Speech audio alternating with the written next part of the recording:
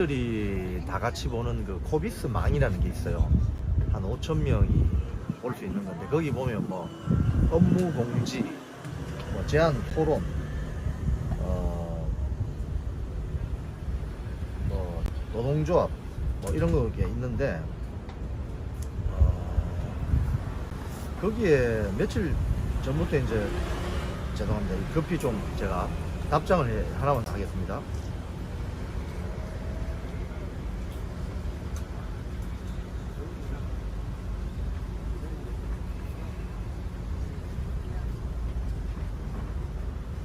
거기에 이 친구가 이제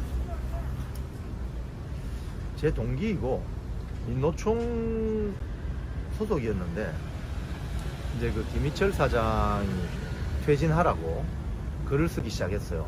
그래서 이제 많은 사람들이 놀랍다. 그 친구가 김희철 사장 나가라고 하는 거 보니까 민노총 세력도 많이 김희철 사장 퇴진을 바라는 모양이다.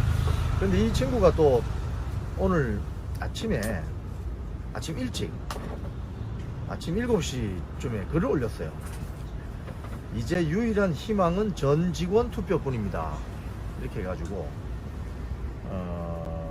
전 직원이 투표를 해서 김희철 사장 퇴진을 투표를 해보자 이렇게 제안을 했어요. 해서 지금 전 직원 투표를 이제 시도를 할 것 같은데, 일단 KBS 제1노동조합은 이 투표를 적극적으로 해보겠다고 이제 나섰어요. 그래서 노동조합이 성명을 내고 김희철 사장 퇴진 직원 총투표 제안에 공감합니다, 실천하겠습니다 이렇게 성명을 오늘 썼는데, 일로조에서요? 예. 여기 일로조 성명의 주된 내용은 민노총 노조에게도 제안한다 이렇게 했어요. 같이 투표하자. 그래서 저는 이걸 약간 좀 조심스럽게 봅니다. 저는 개인적으로. 왜냐하면은 지금 뭐 PD협회 65% 사장 나가라고 했잖아요. 그 다음에 기술인협회, 뭐 경영협회 다 나가라고 했잖아요. 그런데 전 직원을 상대로 또 투표를 한다? 저는 약간 좀 조심스럽게 봅니다. 왜냐하면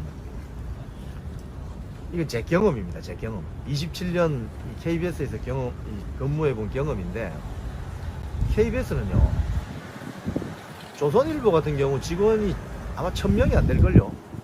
그리고 일반 신문사들 있잖아요, 직원들 1000명 안 됩니다. 많이 기자 수만 해도 조선일보 같은 경우 기자 수가 한 300명 될지 모르겠는데요, KBS는 뭐 기자 수만 거의 한 600~700명 되니까 그래서 이 KBS라는 곳은 이렇게 뭐 불이 붙어 가지고 잘 가다가 한 번씩 물타기 들어오는 수가 있어요. 꼭 보면 장난치는 사람들이 있어요. 제가 지금 경험적으로 그걸 가지고 있습니다. 그래서 어떤 그 순수한 어떤 의지나 이런 것들이 결정적인 순간에 어떤 희석이 되고 엉뚱한 방향으로 가는 그런 걸 제가 많이 봤거든요. 그래서 뭐 저는 이 직원 총투표 제안에 저도 뭐 공감을 하는데, 그럼 그동안 협회들이 나서서 사장 나가라고 투표한 거, 이거는 그럼 어떻게 할 거냐? 그럼 그거는 뜻이 아니었나? 예를 들자면, 그죠? 그럼 이 직원 총투표 하자고 하면은 민노총 세력이 이거 하려고 하겠어요? 분명히 안 할 거예요, 분명히. 제 예상은. 그러면 투표율이 낮아지겠죠? 그죠? 투표율은 낮아지겠지만 아마 찬성률은 높겠죠.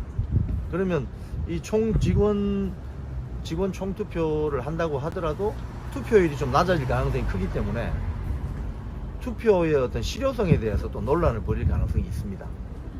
예. 저는 그런 점에서 이걸 좀 조심스럽게 보고 있어요. 왜 이런 제안을 갑자기 할까?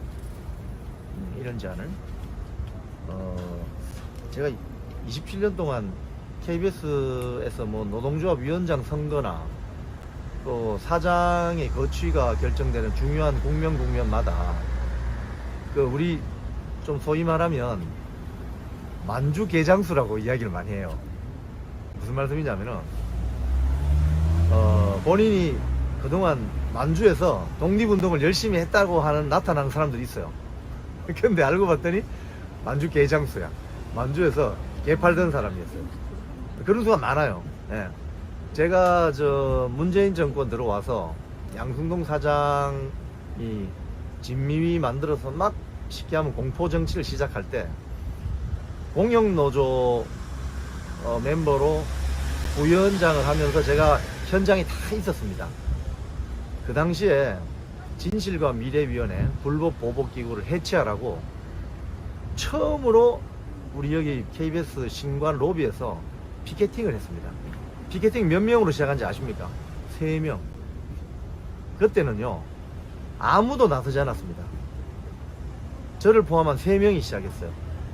이제 그 회사 나가신 성창경 공영노조 위원장, 그리고 박혜령 공영노조 부위원장, 그리고 이경상 선배라고 그 뒤에 공영노조 위원장을 하셨는데 그 3명이 시작했어요. 3명이. 그래가지고 며칠 있다가 5명이 되고 7명이 되고 10명이 되고 이렇게 했거든요. 제가 그때부터 다 봤기 때문에 지금은 뭐 수천 명이 지금 사장 나가라고 하지 않습니까? 그래서 더 많아질 거라고 생각하는데 요거를 핸들링을 잘 해야 된다, 저는 그 생각을 해요. 조심스럽게. 아마 지금 총투표 하면은 50% 이상의 투표율은 나올 거예요. 나오고 한 55%나 60% 투표해주면 제 생각에는 한 75% 찬성 나올 거예요. 그래서 투표의 제안에는 공감을 합니다만 왜 이런 제안을 지금 타이밍에 할까, 그리고 좀 조심해야 될 부분은 없을까, 저는 그런 생각을 좀 합니다 오늘. 그래서 제가 요 관련해서 KBS 1노동조합 허성근 위원장하고도 또 손성호 부위원장하고도 또 박영백 사무처장 등등에게도 그런 부분을 좀 뜻을 한번 전달해 볼까, 그런 생각을 합니다. 이게 원래 밥이 다 됐는데 마지막에 뜸들여야 되는데 그 소뚜껑 열어보면 어떻게 됩니까? 그 잘못 가는 수가 있거든요. 그래서 지금 이 김희철 사장, 남영진 이사장 퇴진 이 사태는, 퇴진 촉구 사태는 사실은 국민 여러분들이 만들어 주신 거예요. 저는 그렇게 생각해요. KBS 직원들도 지금 노력하고 있지만 KBS 직원들 힘으로는 안 돼요, 이게.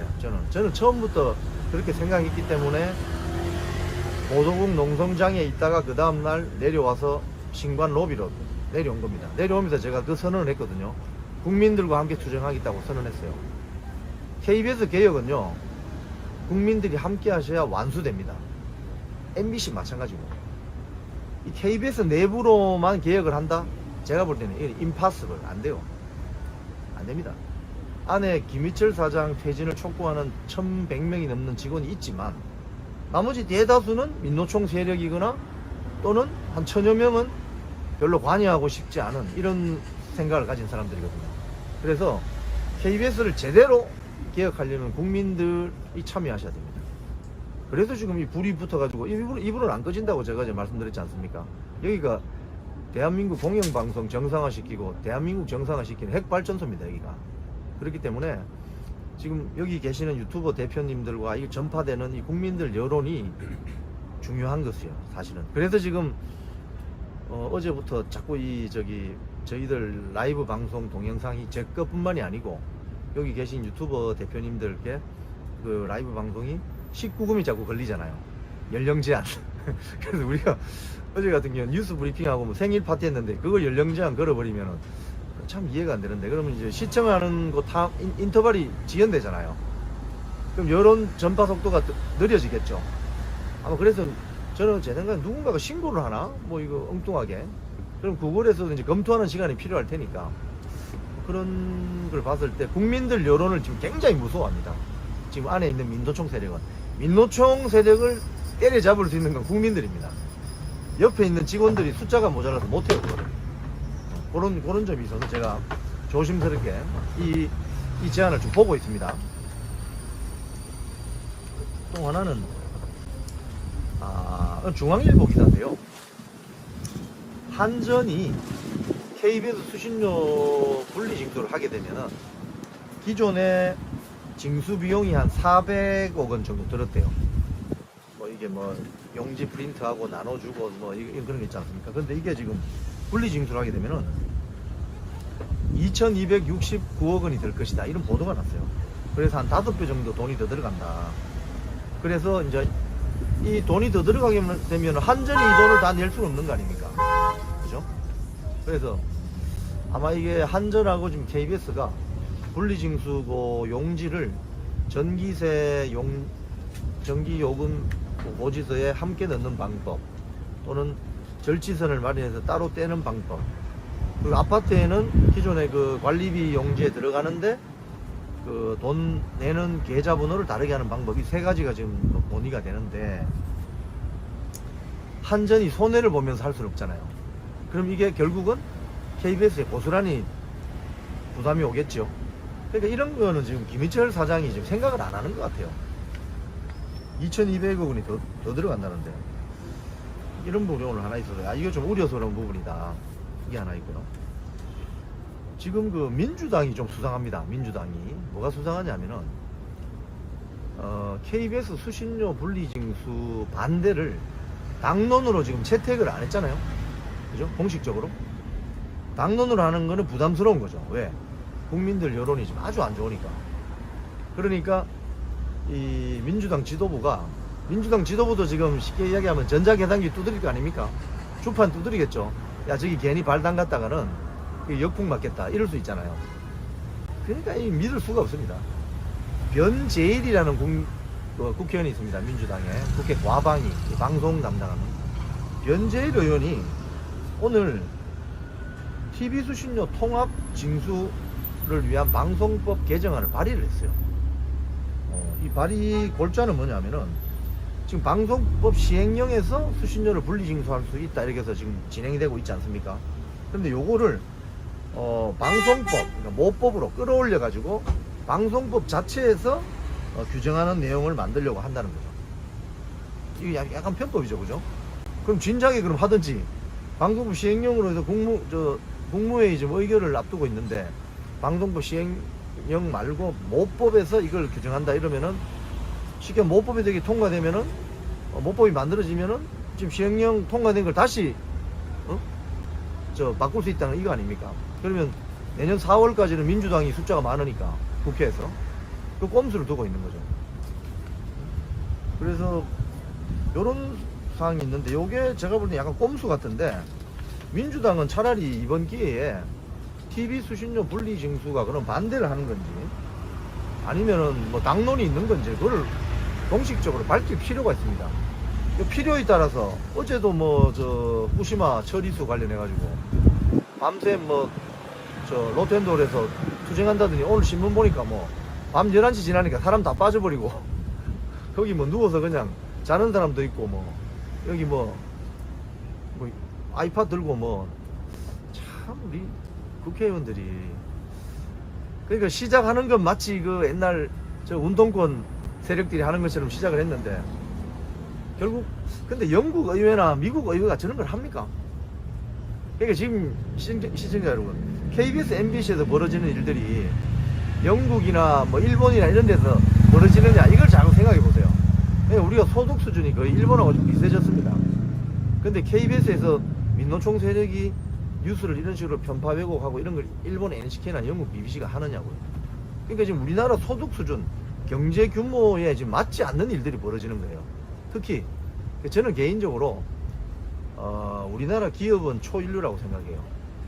이건희 회장이, 삼성 이건희 회장이 그런 이야기 하셨잖아요. 제가 볼 때는 정치하고 언론은 거의 사류 오류입니다. 정치하고 언론, 저는 그렇게 생각해요. 언론에서 일을 해보니까 지금 하는 행태들이 그렇잖아요. 근데 고민정 민주당 의원이 또 이게 회개한 주장을 하는데, 지금 방송통신위원회가 MBC 방문진, 그러니까 사실상 MBC 이사회를 검사를 지금 하려고 하는데, 요것이 MBC 공영방송을 해체하는 것이며 민영화를 시도하는 것이다 이렇게 주장을 해요. 자, 그래서 오늘 여기 미디어 오늘이라는 매체에 난 거 보면 이렇게 이야기했다고 합니다.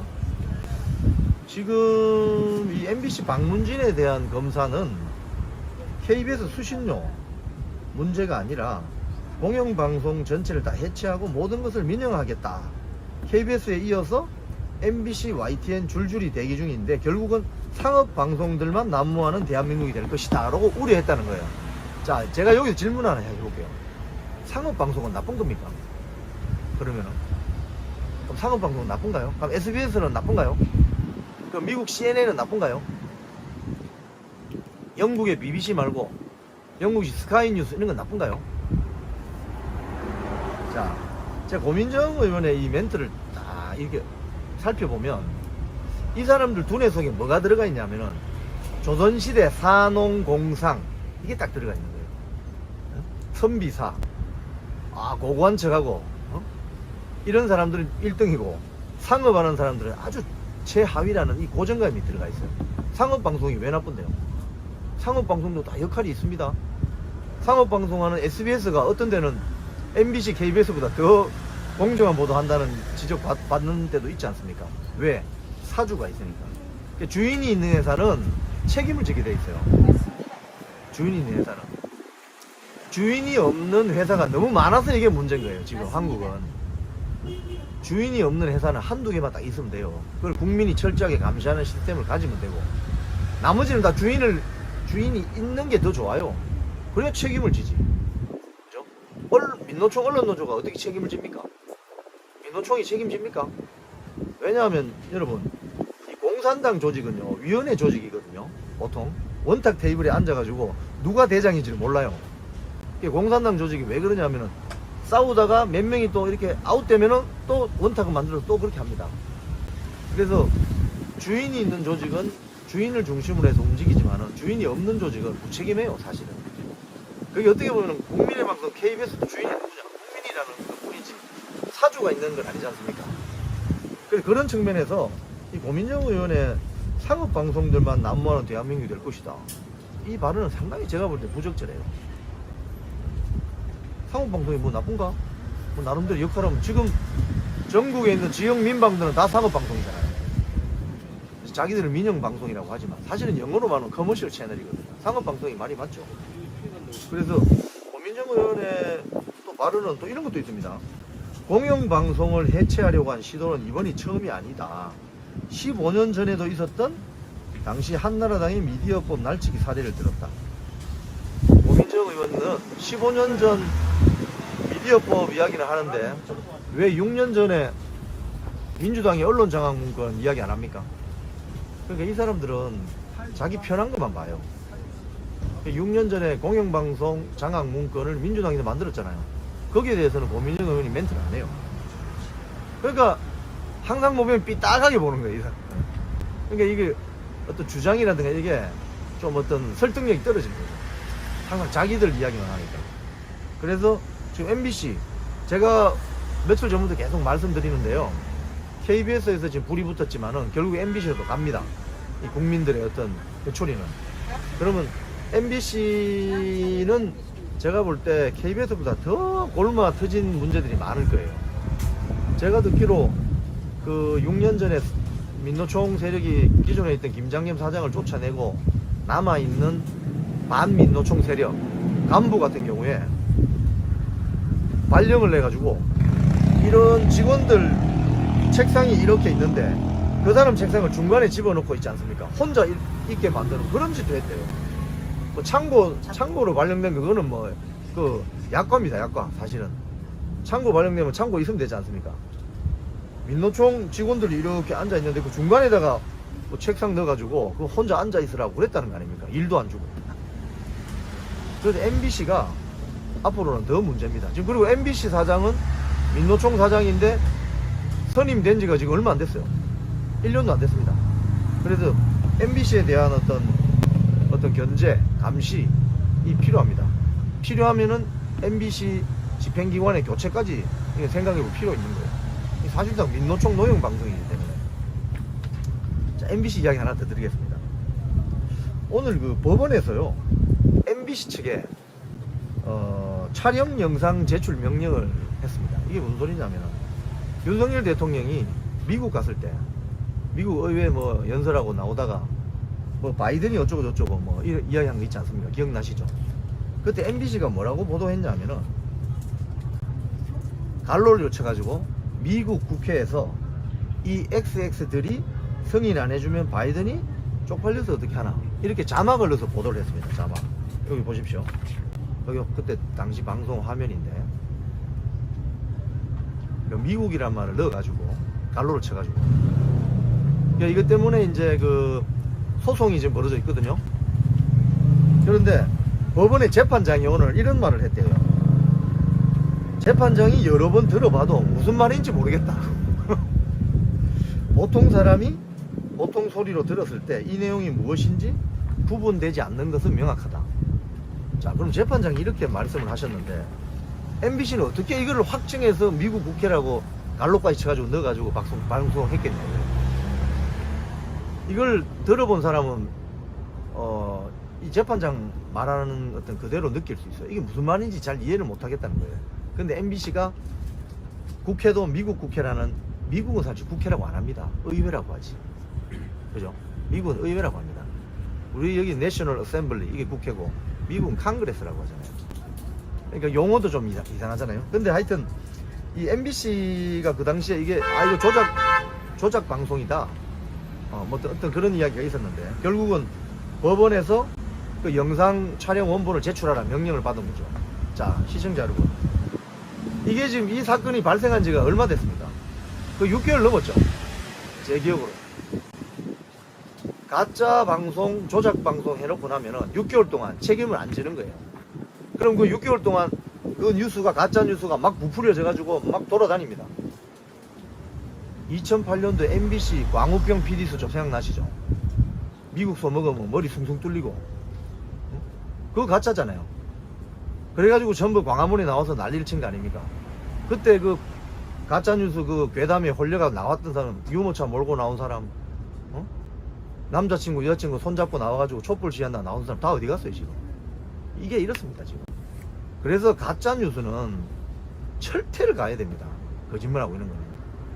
근데 지금 결국은 법원이 그 영상 원본 제출하라고 명령을 내렸는데, MBC가 지금 어떻게 나올지 모르겠어요. 그래서 이런 걸 보면은, 우리 한국 언론은 너무 무책임합니다, 솔직히. 제가 아까 말씀드린 것처럼, 제가 입사한 27년 전만 해도 우리가 1인당 GDP가 만 불이 됐나? 만 불 되기 직전이었던 것 같은데요. 지금 3만 불이잖아요. 그럼 언론이나 정치의 수준도 이렇게 올라가야 되지 않습니까? 좀 심각합니다, 정말. 그래서 기업들은 초일류 기업이 생기고 대한민국 1등으로 가는데 우리나라 정치하고 언론은 진짜 이게 큰일입니다. 5류만 돼도 다행이다. 한 6류, 7류까지 그냥 바닥입니다, 바닥. 그래서 언론의 이런 어떤 입증 책임에 대해서는 시간이 걸리더라도 꼭 추궁해서 받아내야 됩니다. 그래야 가짜뉴스, 왜곡 편파 뉴스를 못하거든요. 오늘 여기까지 말씀드리고요. 오늘 사실은 이번 주에 보신 것처럼 어제 그 KBS